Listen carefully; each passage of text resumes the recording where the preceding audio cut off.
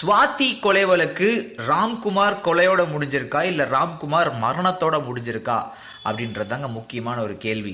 ஏன்னா ராம்குமார் இறந்து போயிட்டாரு. அவரோட உடம்பு போஸ்ட்மார்ட்டம் பண்றதுக்கு நீதிமன்றம் சில வழிமுறைகள்லாம் வச்சதன் காரணமாக அக்டோபர் மாசம் 1ஆம் தேதி காலையில, அதாவது சனிக்கிழமை காலையில 10:16க்கு ராயப்பேட்டை அரசு மருத்துவமனையில ராம்குமாரோட போஸ்ட்மார்ட்டம் நடந்துச்சு. அப்போ அந்த ரூம்ல போஸ்ட்மார்ட்டம் பண்ற டாக்டர்ஸ் 5 பேரு, AIIMS doctor Sudhir K Gupta, நீதிபதி தமிழ்ச்செல்வி அவர்கள், இவங்க எல்லாருமே இருந்தாங்க. அதுக்கப்புறம் ராம்குமாரோட அப்பா விடுதலை சிறுத்தைகள் கட்சியோட தலைவர் திருமாவளவனோட அந்த மருத்துவமனைக்கு வந்தாரு. அவங்க அப்பா மட்டும்தான் உடலை பார்க்க அனுமதிக்கப்பட்டாருங்க. அவங்க அப்பா கிட்ட கேட்டப்போ எனக்கு என்ன சந்தேகமா இருக்கு அப்படின்னா, என் பையன் எப்படி இறந்தான் அப்படிங்கறதான். உடம்புல மின்சாரம் பாஞ்சதுக்கான காயமே இல்ல, சங்கு நெரிக்கப்பட்டது மாதிரி தான் இருக்கு அப்படின்னு சொல்லி அவங்க அப்பா சொன்னாப்ல. அடுத்து திருமாவளவன் பேசும்போது என்ட்ரி வூண்டு இருக்கு, ஆனா எக்ஸிட் வூண்டு இல்ல.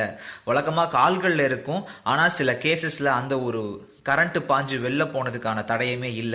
இப்போதைக்கு போஸ்ட்மார்ட்டத்தோட பகுதிகளை ஹைதராபாத்ல இருக்கிற சென்ட்ரல் ஃபாரன்சிக் லேபுக்கு அனுப்புறதுக்காக நான் கோரிக்கை வச்சிருக்கேன் அப்படின்னு சொல்லி சொன்னாரு. கடைசியா பேசின வழக்கறிஞர் ராமராஜ், இது கரண்ட்னால உண்டான காயமே கிடையாதுன்றதை நான் தெளிவா சொல்லிக்கணும். மறுபடியும் போஸ்ட்மார்ட்டம் பண்றதுக்கான வாய்ப்புகள் இருக்காது. சோ சீக்கிரமே நாங்க உடலை வாங்கி எங்க ஊருக்கு கொண்டு போய் நல்லடக்கம் பண்ணுவோம். ராம்குமாரை கடைசியா பார்த்தது நான் தான், ஆனா என்ன இன்னும் விசாரிக்கவும் இல்ல, உடலை பார்க்கறதுக்கு அனுமதிக்கவும் இல்ல.